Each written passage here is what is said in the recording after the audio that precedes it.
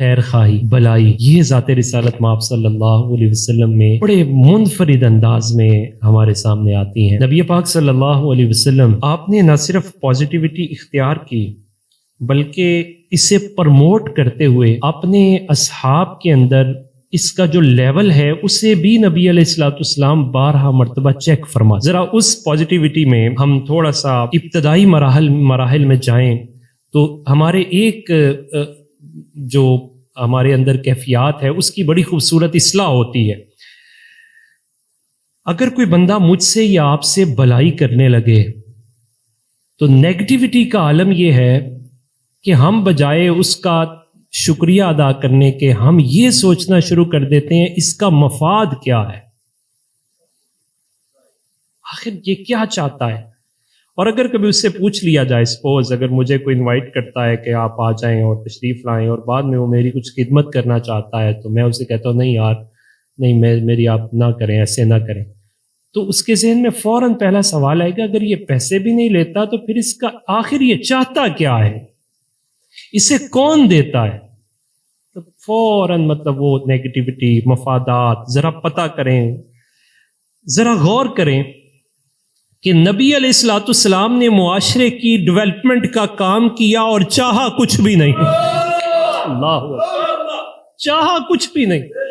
قرآن نے مہر ثبت کی، مصطفیٰ کریم کی زبان اقدس سے یہ اعلان کروایا قُلْ لَا أَسْأَلُكُمْ عَلَيْهِ أَجْرًا۔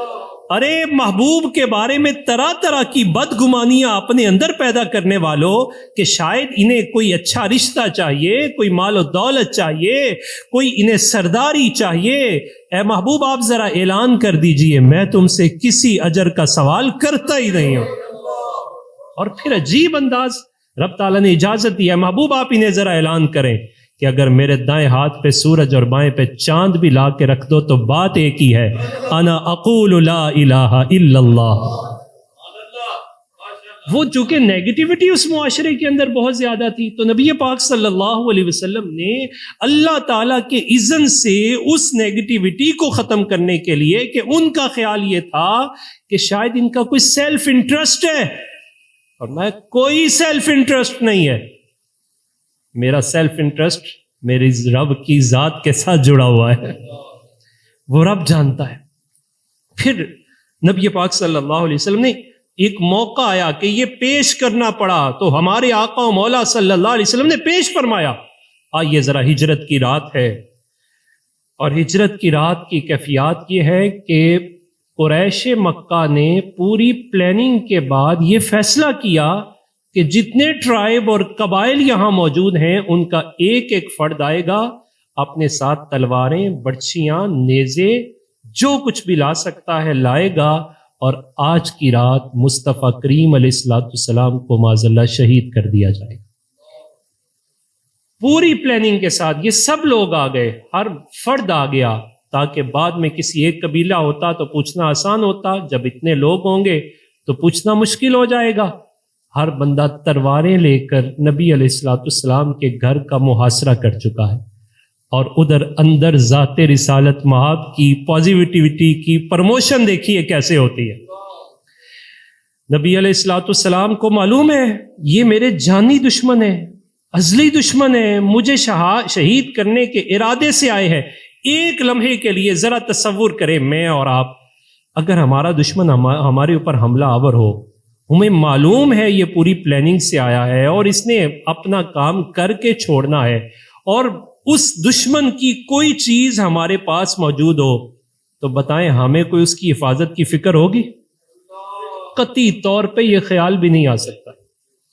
کریم آقا صلی اللہ علیہ وسلم کی پازیٹیوٹی کی پیک دیکھے کیا کہ جب ماڈل ایز اے ماڈل رسول اللہ صلی اللہ علیہ وسلم کو اپنی ذات پیش کرنا چاہی تو نبی علیہ الصلوۃ والسلام نے سب سے پہلے اپنی ذات کو پیش فرمایا۔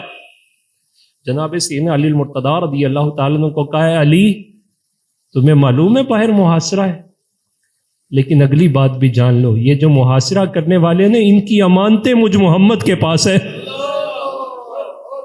اس موقع پر بھی نبی علیہ الصلوۃ والسلام کے پاس امانتیں موجود ہیں، اور نبی علیہ الصلوۃ والسلام نے فرمایا علی یہ امانتوں کی تھیلی اور پونجی ہے، اس کو سنبھالو، رکھو، صبح ہو تو ان کی امانتیں انہیں واپس کر کے مدینے کی طرف آ جانا. پازیٹیو رول دیکھیے کیسا ہے کہ دشمن ہے، جان لینے کے لیے آیا ہے، تہیا کر کے آیا ہے، اور نبی علیہ الصلوۃ والسلام ان کی امانتوں کی حفاظت فرما رہے. پھر جناب سیدنا علی المرتضیٰ رضی اللہ تعالیٰ عنہ کی پازیٹیوٹی کا لیول دیکھیے کیا ہے. جناب سیدنا علی المرتضیٰ رضی اللہ تعالیٰ عنہ سے کسی نے پوچھا آپ کو جو چیز ہر وقت لاحق رہتی ہے وہ کیا ہے؟ آپ نے فرمایا مجھے موت کا خوف اور آخرت کا خوف، اللہ کی بارگاہ میں حاضری کا خوف لاحق رہتا ہے.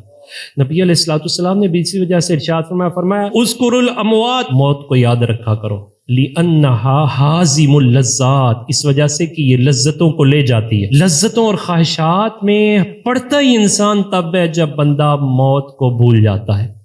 موت ایسی ہے کہ ساری لذتیں ختم ہو جاتی ہیں، سب کچھ لے جاتی ہے. حضور نے فرمایا اسے یاد رکھا کرو. اسی وے نبی علیہ الصلوۃ والسلام نے یہ درس دیا کہ قبور کی زیارت کیا کرو، وہاں قبور میں جایا کرو. جناب سیدنا علی المرتضیٰ رضی اللہ تعالیٰ عنہ سے پوچھا گیا، آپ نے فرمایا مجھے موت سے بہت ڈر لگتا. فرمایا کوئی ایسا دن بھی آیا کہ یہ کیفیات تھوڑی بدلی ہوں؟ تو آپ نے فرمایا ہاں، زندگی میں ایک دن ایسا آیا تھا، اور وہ دن تھا جب میں تلواروں کے سائے میں سویا ہوا تھا. اس دن موت کا ڈر نہیں تھا. ورطہ حیرت میں مبتلا ہو گیا سوال کرنے والا، کہنے لگا تلواروں کے سائے میں تو نیند آتی نہیں، موت تو زیادہ لاحق ہوتی ہے. فرمایا اس وجہ سے کہ حضور نے فرمایا تھا علی امانتیں واپس کرنی ہے اور مجھ سے مدینے میں آ کے مل لینا ہے. مجھے یقین ہو گیا آج کی رات مجھے موت نہیں آئے گی. اس وجہ سے مجھے نیند بھی بڑی پیاری آئی. تو پھر میں صبح اٹھا، میں نے امانتیں واپس کی، اور امانتیں واپس کرنے کے بعد نبی پاک صلی اللہ علیہ وسلم جس راستے سے مدینہ طیبہ کی طرف جا رہے تھے، میں اسی راستے سے مدینہ طیبہ کی طرف جانے کا قصد کر لیا. تو دیکھیں اس میں نبی پاک صلی اللہ علیہ وسلم کا پازیٹیو رول اور پازیٹیو اپروچ کیا ہے کہ رسول اللہ صلی اللہ علیہ وسلم اپنے دشمنوں کی امانتوں کے بھی محافظ ہیں.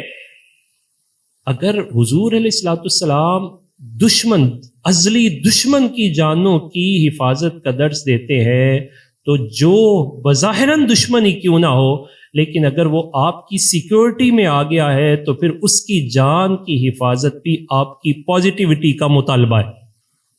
آپ کی پازیٹیوٹی یہ تقاضا کرتی ہے کہ آپ اس کے جان و مال کے محافظ بنیں، تاکہ نہ آپ کی ایڈنٹی کو یہ نقصان پہنچائے، نہ آپ کی آئیڈیالوجی کو نقصان پہنچائے. اگر ایسا ہوا ایڈنٹی بھی خراب ہو جائے گی اور آئیڈیالوجی کو بھی نقصان پہنچے گا، بحیثیت پاکستانی بھی ہمارا تشخص خراب ہوگا، اور بحیثیت مسلمان بھی ہمارے تشخص پر سوالیہ نشان لگ جائے گا.